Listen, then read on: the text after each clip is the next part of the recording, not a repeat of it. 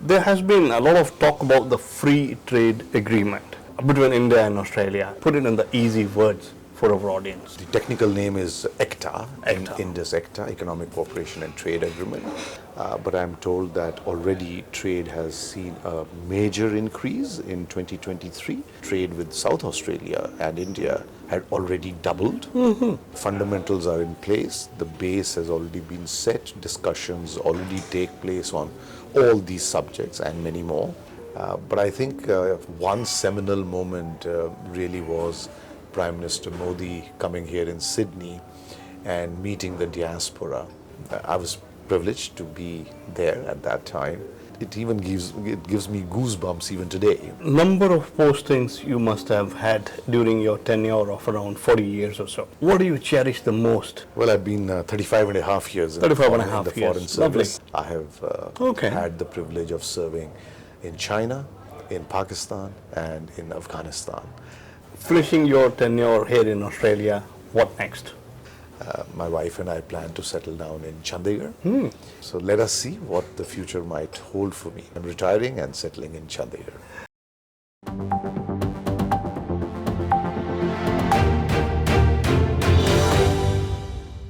Good day everyone, my name is Navneet Anand from aajKal Local and Global.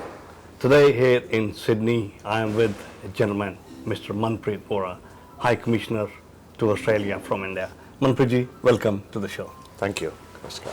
Well, by looking back a bit, how would you describe your tenure in Australia? Nothing short of fantastic, really, Navneet ji. I've been here 2 years and 8 months, and it has been a very intense period, as I'm sure you are aware. The trajectory of the relationship, which was already on a high, has steepened even further. We've managed to achieve a lot of new agreements and arrangements, some very complex ones. We were very successful. We've also had 3 prime ministerial visits just this year, or in the first 6 months of this year, and another one likely in the early part of 2024. We had a free trade agreement. Our defense and strategic relations have gone up. Our diaspora has hit the 1 million mark. There is now a little India in Sydney.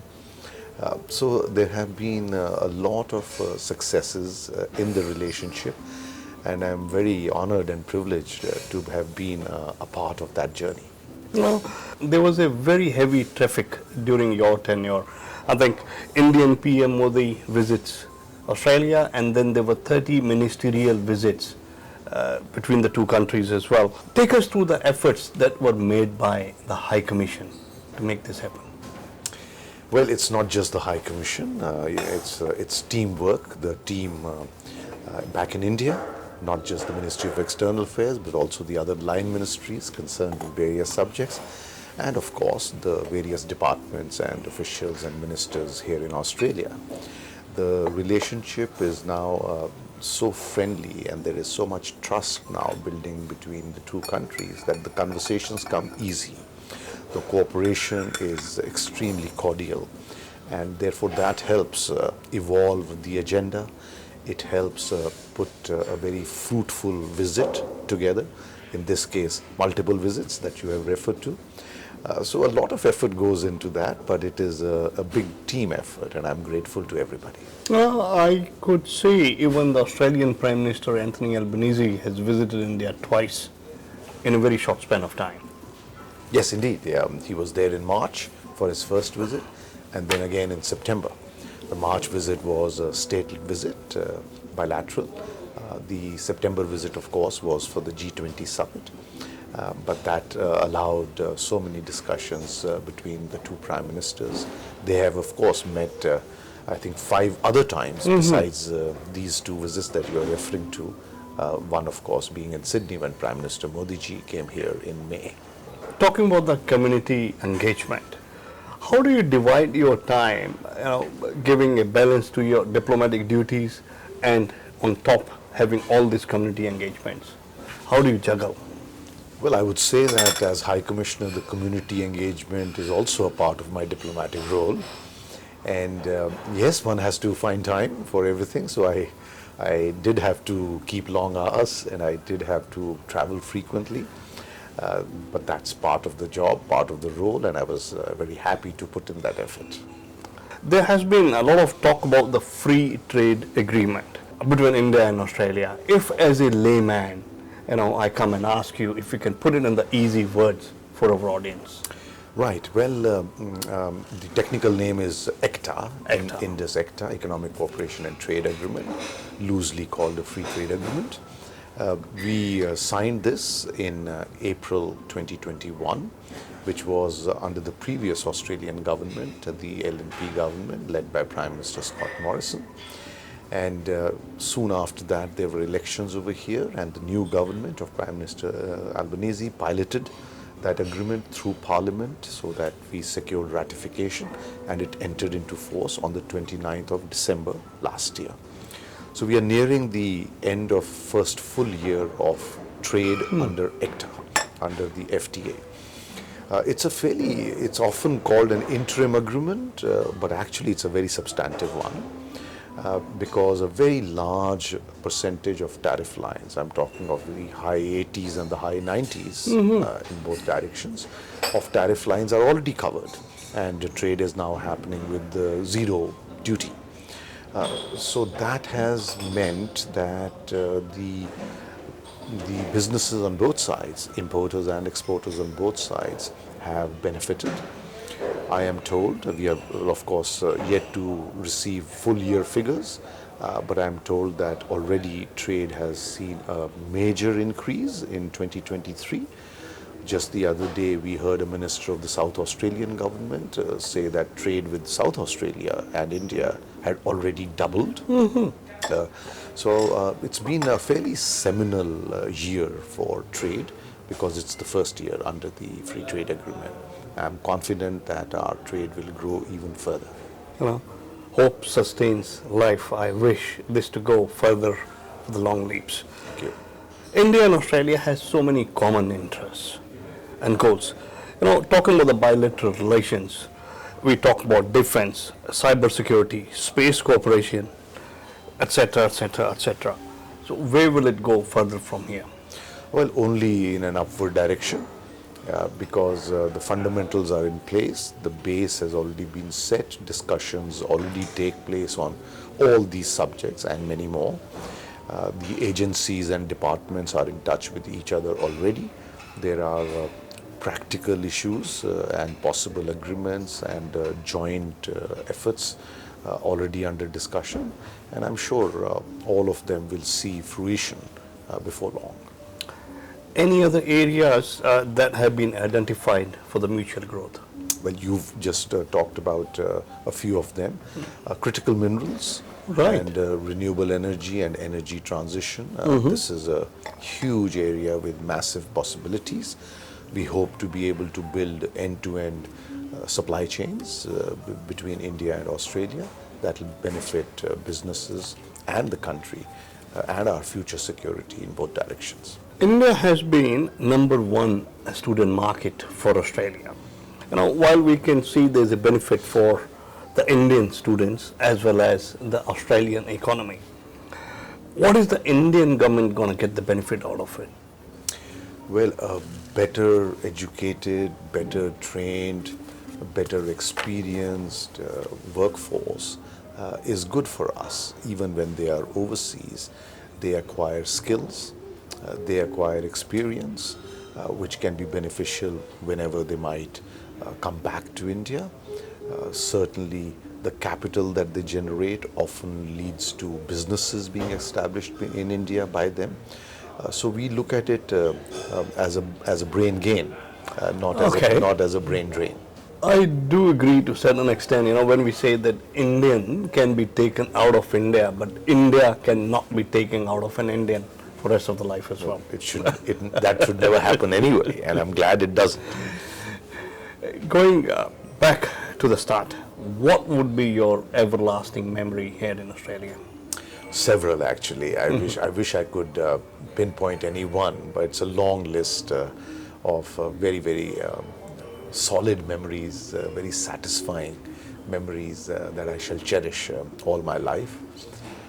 But I think one seminal moment really was Prime Minister Modi coming here in Sydney and meeting the diaspora along with Prime Minister Albanese at the Kudos Bank Arena on the 24th of May.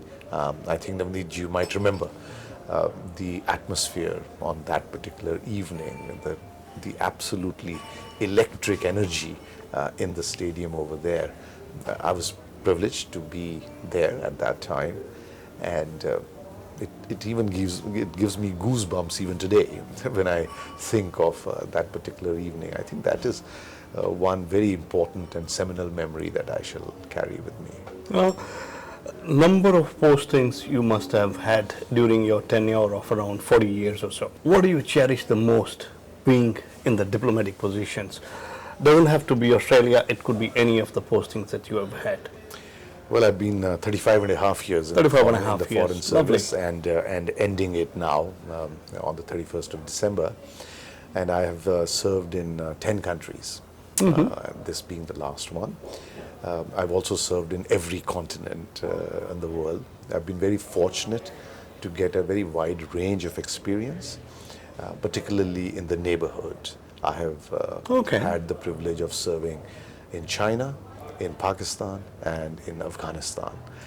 So that experience of the neighborhood, which is always very important for any country, and particularly diplomats and foreign ministries, that experience is something that no other role would ever have allowed me to obtain. I think more than only being challenging, that would have been very, very satisfying for you as well to maintain the relationship to a level what government to government wish that to happen. You have had a crucial role when we talk about the neighboring countries versus Australia. What would you advise to the person who are replacing you in Canberra? Well, we have a very senior and experienced colleague, Mr. Gopal Bagle, who will be succeeding me from January. And he is presently our High Commissioner to Sri Lanka. So not very far, just the other end of the Indian Ocean from the western coast of Australia. And I would, of course, encourage him to try and do more on the economic front, try and see how we can get even more trade and, more importantly, investments, mutual investments and partnerships, building of the supply chains that I mentioned. I would hope that those can be realized going forward. Finishing your tenure here in Australia, what next? Well, I'm retiring at the end of the year, and looking forward to hanging up my boots and having a little more leisure time to myself. My wife and I plan to settle down in Chandigarh. And I would, of course, in some way or the other, like to be associated with what I've done all my life, which is international affairs. So let us see what the future might hold for me. But I'm retiring and settling in Chandigarh. Wish you all the best and going for the walks on Sukna Lake and then going to the golf range or the golf club in Chandigarh. It's going to be wonderful. Finally, before I wrap up, what's on your wish list? Well, quite a bit. I wish to be able to travel for leisure now that I'm retiring more, since my wife and I both enjoy that. I wish to be able to read even more than I've managed to while in the role. And of course, I wish that particularly the India-Australia relationship touches new heights every year. Look, thank you so much. Me being originally from Mohali, I might see you sometime in Chandigarh or even during your visits to Australia in the coming years. At the cricket stadium. At the cricket stadium. That's one thing also that I'm looking forward to, both in Mohali and in Dharamshala. Lovely. What a wonderful conversation I had with a gentleman. I call him a gentleman because of his nature, his dealings with the community engagements, and on top, being accessible to whoever needed him at the time he needed the most. This is Manpreet Vohra, going out of Australia, not from our hearts. Thank you so much. Thank you, Navneet.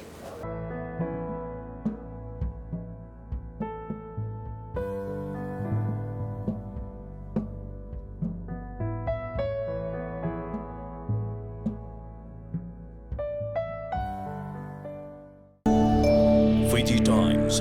Be with the times.